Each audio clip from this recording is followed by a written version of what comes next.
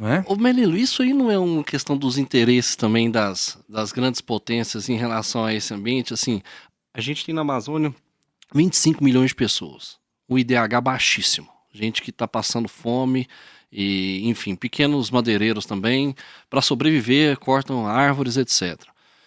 Então, assim, e o Brasil, com a Marina Silva, a gente, enfim, conseguiu um pouco estancar esse desmatamento crescente, essa imagem horrível do Brasil que tinha lá fora em relação a isso, mas o Brasil nunca soube desenvolver aquela região. Será que é possível a gente, enfim, preservar a nossa região desenvolvendo e um pouco inibindo essa cobiça internacional? Você acha que existe cobiça internacional ou não? Claro.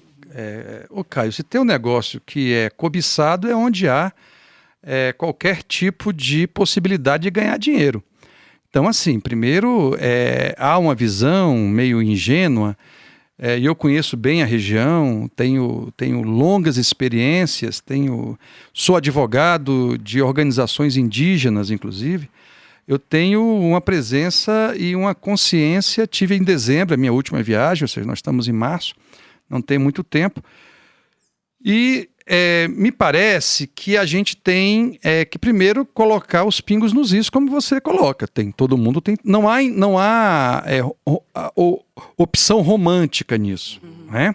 E mesmo os moradores da região têm o seu conjunto de interesses. Então, isso é a primeira coisa. Segundo, você tem razão, é uma região que tem dificuldades, mas eu não chamaria de uma região pobre. Não é? E vou dizer por quê.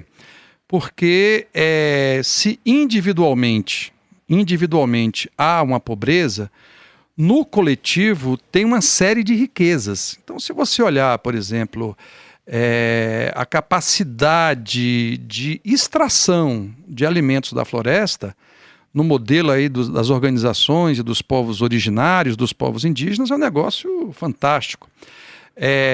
Depois, o nosso modo de ocupação dessa região é um modo tradicionalmente equivocado. A gente sempre ocupou essa região com base em algumas premissas que me parecem muito equivocadas, que é exatamente eu destruo para usar.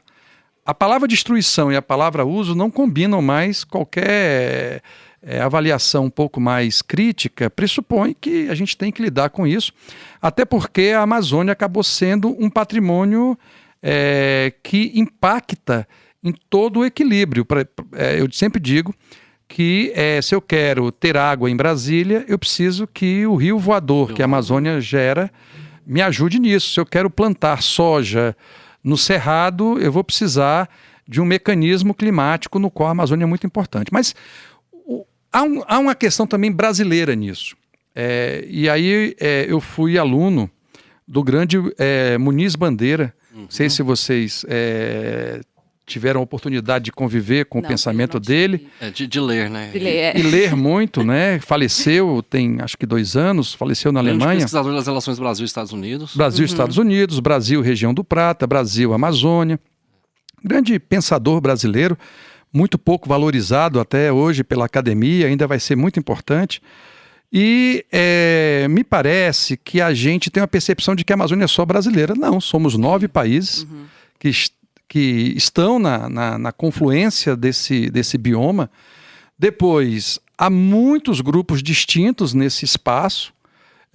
E aí, uma coisa é a opinião dos ribeirinhos, outra coisa é a opinião de quem quer gerar ali energia elétrica, por exemplo.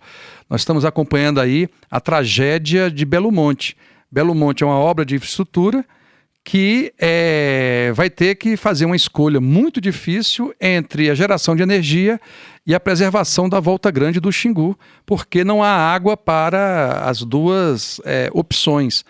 E isso é fruto de falta de planejamento, falta de estudos e falta de diálogo com as comunidades que estão ali, inclusive com quem quer produzir uma pequena madeira, quem quer produzir alguma forma de alimentação que não seja apenas a extração dos frutos da floresta. Então, isso tudo vai exigindo uma outra percepção da região. Eu tenho defendido muito e tenho discutido muito. Agora, em maio, eu vou ter uma reunião com um setor organizado da Amazônia, sobre os temas amazônicos, sobre a conjuntura do mundo e a conjuntura da Amazônia, eu tenho defendido muito que a gente precisa conhecer melhor a região e modificar um pouco a nossa visão em que o homem, e a mulher, né, mas a humanidade, decide o que fazer com o conjunto de realidades existentes no bioma amazônico, na população amazônica e nas relações amazônicas. Se a gente não tiver esse cuidado, a gente deve ser a última geração que conviveu com isso, eu, vocês, meus filhos, mas meus netos já terão a Amazônia como nós temos parte da Mata Atlântica, parte né? Vai ser um retrato na parede, vai ser uma imagem que a gente vai usar, mas não vai ser a realidade como a gente hoje tem. Eu ainda posso pegar um avião e ir para Belém, e ir para a Amazônia Oriental, ir para o estado do Amazonas e conhecer a floresta. Pode ser que se a gente não construir nos próximos 50, 100 anos uma outra abordagem, nós vamos ter isso só em filmes, em imagens de satélite, mas não museus. a realidade. Hoje em museus. A gente tem o Musa lá, né? Isso.